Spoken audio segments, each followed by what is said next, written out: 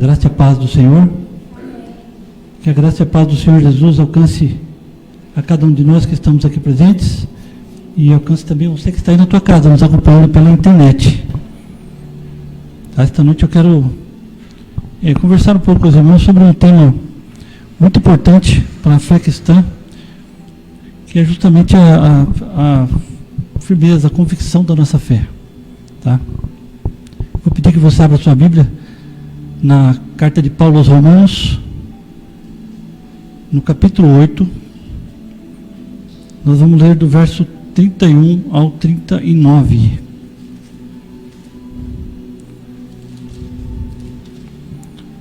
Durante a pregação vou citar alguns outros textos.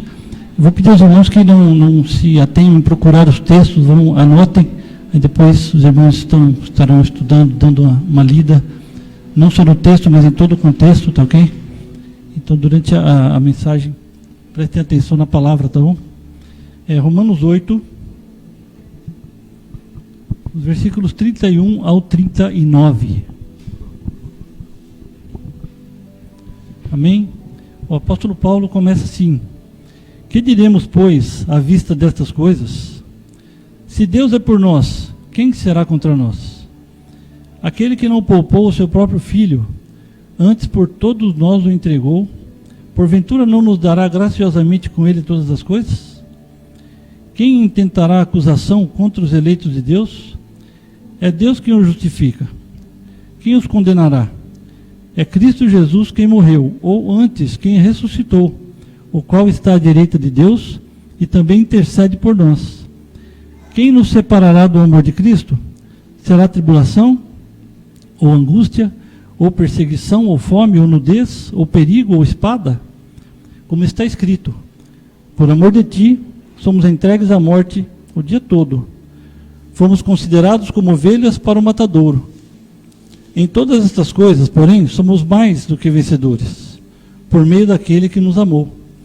Porque eu estou bem certo de que nem a morte, nem a vida, nem os anjos, nem os principados, nem as coisas do presente, nem do porvir, nem os poderes, nem a altura, nem a profundidade, nem qualquer outra criatura poderá separar-nos do amor de Deus que está em Cristo Jesus, nosso Senhor. Amém? Vamos orar. Senhor Deus e Pai, nós te agradecemos pela tua palavra, te agradecemos, ó Deus, porque podemos ter essa liberdade de cultuar o teu nome e estudarmos juntos a tua palavra e compreendermos o recado que o Senhor tem para nós. Abençoa-nos, Senhor, e que o Senhor cresça e que nós diminuamos na tua presença, ó Deus, e que o teu nome seja glorificado e seja exaltado hoje e sempre. Amém. O apóstolo Paulo ele não conhecia a igreja de Roma. Ele ainda não conhecia pessoalmente a igreja de Roma. Não foi ele que começou aquele trabalho em Roma. Mas ele sabia lá que existia uma igreja muito importante, uma igreja que estava crescendo e que precisava de orientações, precisava de um pouco mais de conhecimento, de exortação para o seu crescimento. E ele decide então escrever essa carta à igreja de Roma. A carta é dirigida aos romanos, é uma carta ampla, uma carta muito importante, e também ela é muito esclarecedora do ponto de vista doutrinário, do ponto de vista bíblico, teológico. Sabe, é uma carta assim que não deve ser desprezada pelos crentes, pelos cristãos. Ao contrário, os cristãos devem ter conhecimento, ter entendimento profundo dessa carta de Paulo aos Romanos, justamente por essa importância doutrinária que ela tem para a igreja cristã. Mas a nossa pergunta é: o que levou o apóstolo Paulo a escrever essa carta aos Romanos? Qual seria a intenção, ou qual seria uma das intenções do apóstolo Paulo de estar escrevendo essa carta à igreja de Roma? E através dessa carta, então, o apóstolo Paulo ele quer criar algumas convicções, ele quer criar segurança à fé, né, dos seus leitores, dos seus ouvintes, aquelas pessoas que tiverem acesso a essa carta. E essa segurança que ele tem, essa convicção que ele tem, é fruto da experiência que ele teve com Jesus. É uma experiência pessoal dele com Jesus, gerou nele essa convicção, e ele quer compartilhar isso então com a igreja de Roma. E entre muitas outras possibilidades que aparecem, né, na leitura dessa carta, eu gostaria de destacar essa intenção, que eu acredito que seja muito válida para nós hoje. A intenção era produzir nos leitores certezas, convicções e a segurança necessárias à fé cristã. E como que o apóstolo Paulo, então, ele pretende fazer isso? O apóstolo Paulo, em toda a carta aos Romanos, existem vários argumentos, né, que podem construir essa convicção na nossa cabeça, no nosso entendimento. Tá? Em todo o capítulo 8, então, o apóstolo Paulo vem falando. Deixa eu abrir aqui de novo. Romanos 8.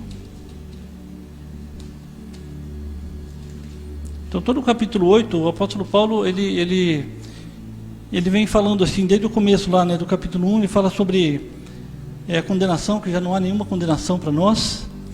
Ele fala do pendor do Espírito Santo.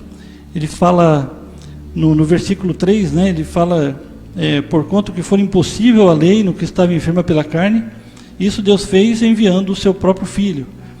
E depois ele continua falando sobre sermos filhos e herdeiros de Deus, e ele segue falando do sofrimento do presente e a glória do porvir,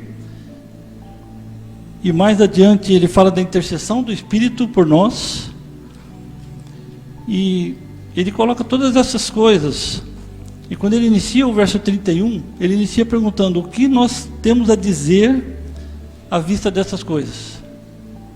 Se Deus é por nós, quem será contra nós? Essa é a colocação do apóstolo Paulo, no final já do capítulo. Então ele diz: se Deus é por nós, e como que ele tenta criar então essa convicção, essa segurança, partindo desse pressuposto de que Deus é por nós, de que Deus cuida de nós.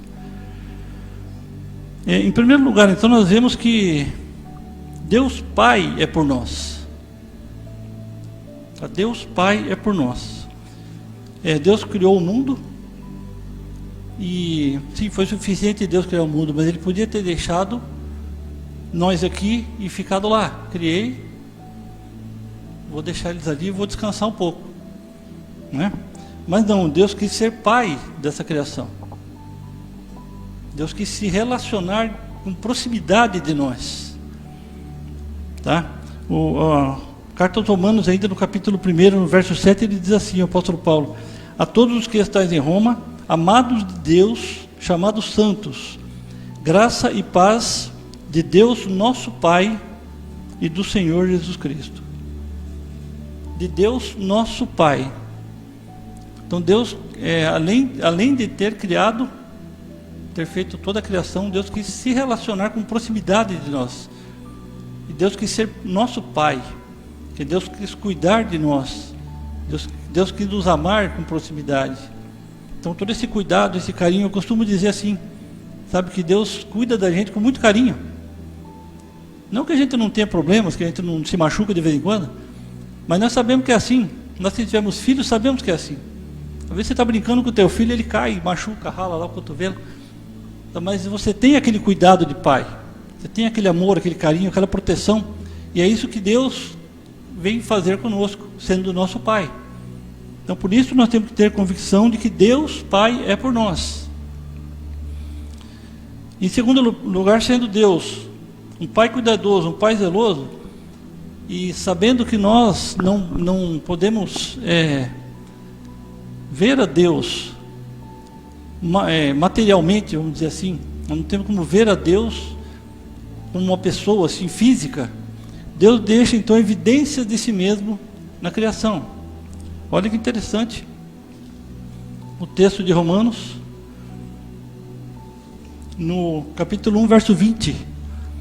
Ele diz assim: porque os atributos invisíveis de Deus, tanto o seu eterno poder como também a sua própria divindade, claramente se reconhecem desde o princípio do mundo, sendo percebidos por meio das coisas que foram criadas. Tais homens são por isso indesculpáveis. Nós não temos desculpa para dizer que Deus não existe, que Deus não cuida de nós. Basta olharmos à nossa volta. Ele diz aqui que são os atributos de Deus e o eterno poder de Deus são vistos e percebidos por meio das coisas que foram criadas. Se a gente assistir esses programas que passam aí na TV, tipo National Geographic, né, o Nosso Mundo, o Nosso Planeta, uns programas assim que passam, até o Planeta Bizarro, alguém já viu? Nós vemos a mão de Deus agindo em toda a criação. Não tem como dizer que não existe um Deus que cuida de nós, que cuida de tudo que está à nossa volta.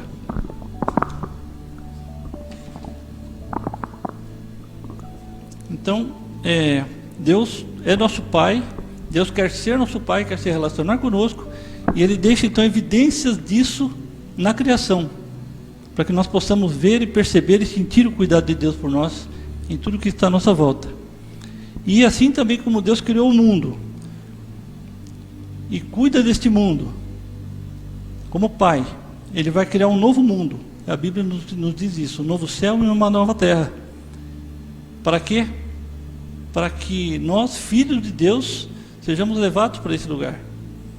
Um lugar livre da corrupção desse mundo.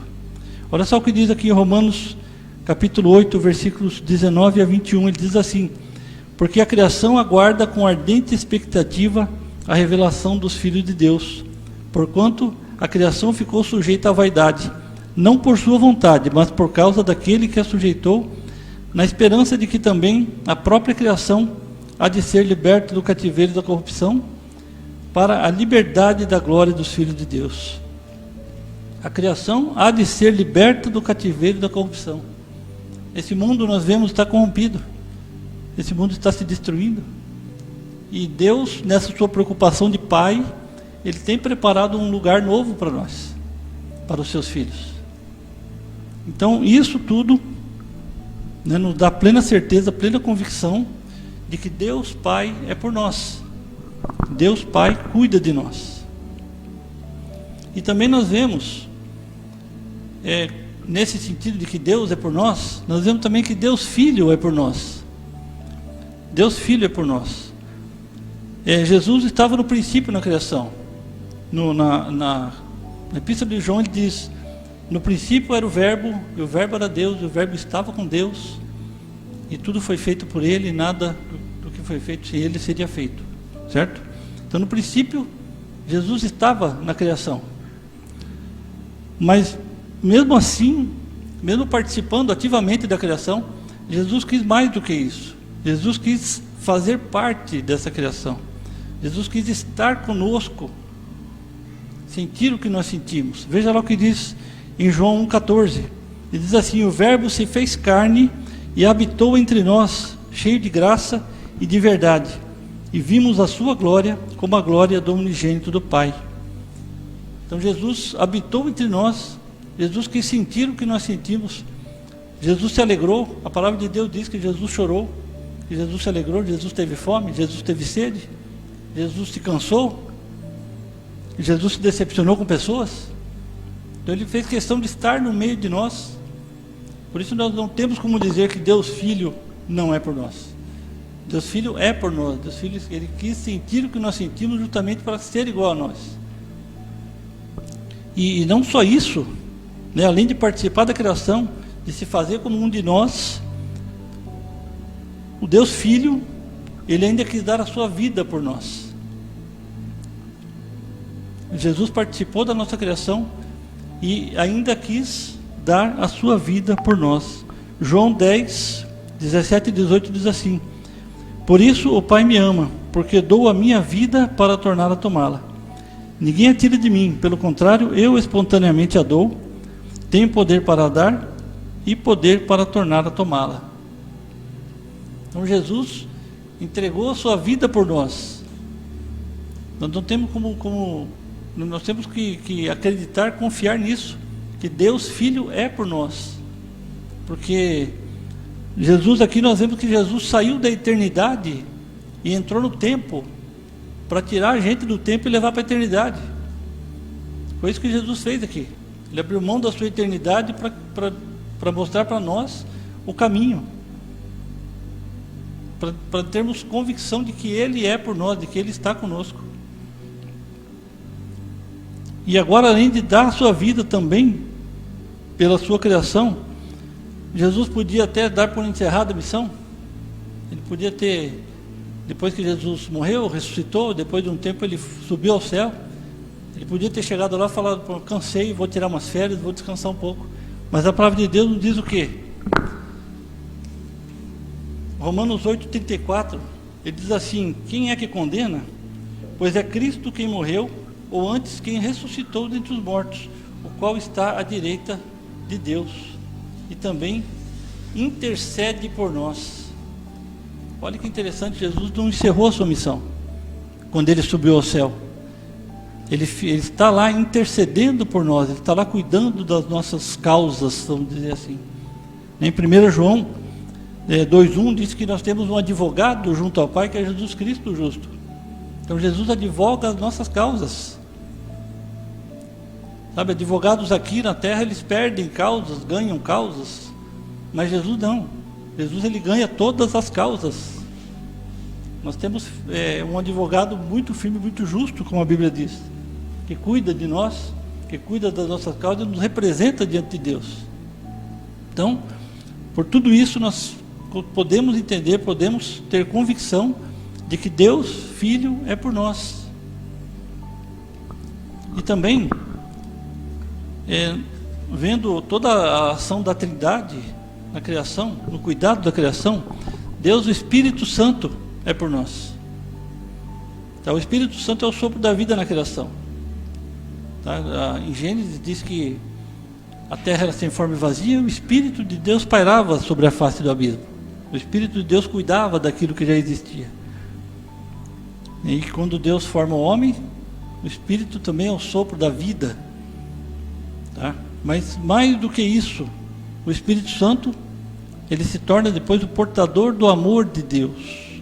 Tá? Romanos 5,5 diz assim: e a esperança não traz confusão, porquanto o amor de Deus é derramado em nosso coração pelo Espírito Santo que nos foi outorgado.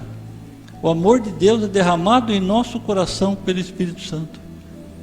O Espírito Santo nos foi dado e derrama em nossos corações o amor de Deus, para que nós tenhamos plena convicção de que Deus nos ama e esse amor de Deus se reflete em nós.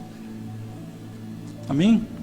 E além disso, além de ser o sopro de vida da criação, o Espírito Santo também é testemunha permanente em nós de que nós somos filhos de Deus. Muitas vezes nós temos dúvida: será que sou filho de Deus? Será que não sou filho de Deus? A palavra de Deus diz assim aqui em Romanos 8, versículos 15 e 16: porque não recebestes o espírito de escravidão, para outra vez estardes com temor, mas recebeste o espírito de adoção, pelo qual clamamos: Abba, Pai. O Espírito mesmo testifica com o nosso espírito de que somos filhos de Deus.